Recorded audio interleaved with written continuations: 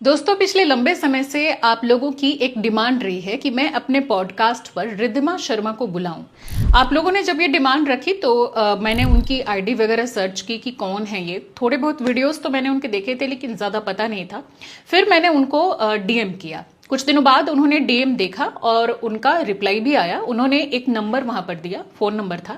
दूसरे दिन मैंने उस फोन नंबर पर कांटेक्ट किया तो पता चला कि ये उनके कोई मैनेजर वगैरह का नंबर था या उनके पीए या जो भी हो। तो उन्होंने कहा कि आपके साथ पॉडकास्ट करने के लिए रिद्धिमा जी तैयार हैं, लेकिन उनकी 2 शर्त है। पहली शर्त उन्होंने बताई कि हम अपना कैमरा भी पॉडकास्ट शूट के दौरान लगाएंगे। मैंने पूछा वो किस लिए, तो उन्होंने कहा कि अगर आप उसमें कुछ भी एडिट करके डालेंगी तो हम रियल जो पूरा कंटेंट होगा वो इंटरनेट पर डाल देंगे, इसके लिए।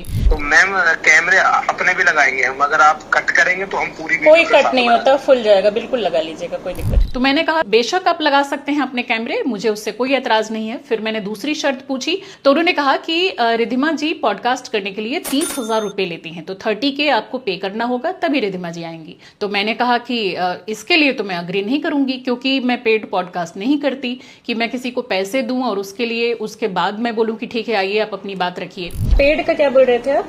30। अच्छा, पैसे भी लेंगे ये के लिए, पॉडकास्ट के लिए?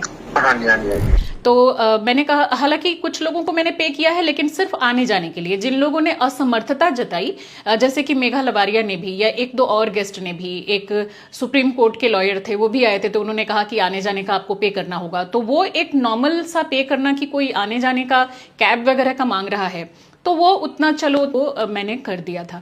लेकिन स्पेशली कि 30,000 रुपये मैं दूं और उसके बदले में वो आए, तो ये मुझे कहीं से भी सही नहीं लगा। मैंने कहा ठीक है, मैं टीम से बात करती हूँ।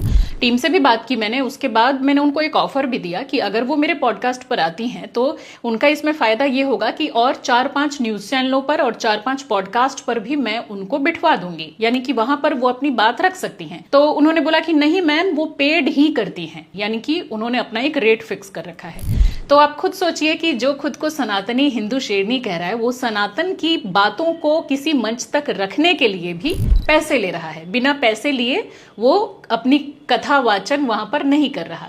तो मुझे ये चीज़ सही नहीं लगी और मैं वेट कर रही थी। 1-2 बार मैंने और कांटेक्ट करने की कोशिश की, लेकिन जब उन्होंने बोल दिया कि वो पैसे लेके ही करती हैं तो मैंने छोड़ दिया। लेकिन जिस तरह से मेरी टीम है जिनके साथ मैं डिस्कस करती हूँ, तो आप सब भी मेरी ताकत है, मेरी टीम है, तो मैंने सोचा कि मैं आप लोगों से भी सजेशन लूँ कि क्या आप मुझे पे करके और तब उनको अपने पॉडकास्ट पर लाना चाहिए, क्योंकि आप लोगों की डिमांड बहुत ज़्यादा होती है। तो मैंने सोचा एक बार ये पूरी जो बातचीत है ये आप तक भी पहुंचाऊं। तो आपका इस पर क्या सजेशन है, बताइएगा जरा।